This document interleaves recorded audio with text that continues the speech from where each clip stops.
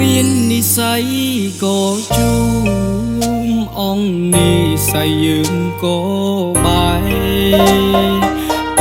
បងស្រង់ទឹកភ្នែកអង្វរមានស្ងួនក៏អូនចាំងចេញទៅកុំហងបងខំគ្រាមុនមានមនុស្សល្អក្បែរមិនចេញថែពើពេលអូនចេញទៅទើបនឹងស្ដាយក្រោយបើសិនមានអោកាំងបងនឹងច្បាស់លាស់ជាងធ្វើជាមនុស្សចាំកុំមិនប្រើអារម្មណ៍ងងដូចកូនក្មេងឆ្អែតចិត្តអូនក៏ចេញទៅបាក់បេះដូងតទួលបរងសៀឲ្យបងដកលែងអូនជ្រើស្រឡាញ់គេហើយបើមិនមែនជាគូកុំឲ្យជួបគ្នាមាននិស័យត្រឹមជាសង្សារមានវាស្លាប់បានរៀបការជាប្រពន្ធដីអ្នកក្រោយគេច្បាស់លងគេបានប្រាថ្នាបងស៊ូរាប់ឆ្នាំគ្មានន័យគេប្រើពេលខ្លីយកស្រីចេញពីទ្រូងបង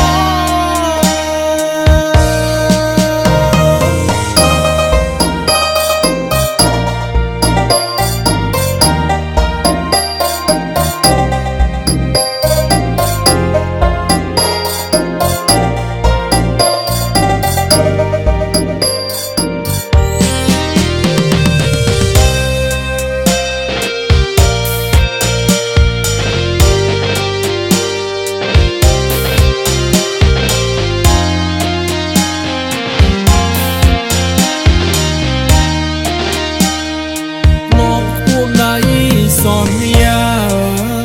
ពីងឈុនរៀបការនឹងគ្នាចុងក្រោយអងវេលាអស់សិទ្ធទៀមទីបាននៃក្បែរប្រាណស្រីសល់ត្រឹមពីសង្សារចឹងគេម្នាក់នោះមានឈ្មោះគឺជាប្តីបងត្រូវរៀញរៃ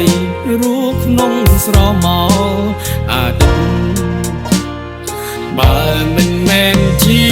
គូកុំឲ្យជួបគ្នាមាននិស័យត្រឹមជាសង្សារមានវាស្នាមបានរៀបការជាប្រពន្ធដីអ្នកក្រោយគេច្បាស់លងគេបានប្រាថ្នាបងស៊ូរាប់ឆ្នាំគ្មានន័យគេប្រើពេលខ្លីយកស្រីចេញពីទ្រូងបងបើមិនមែនជា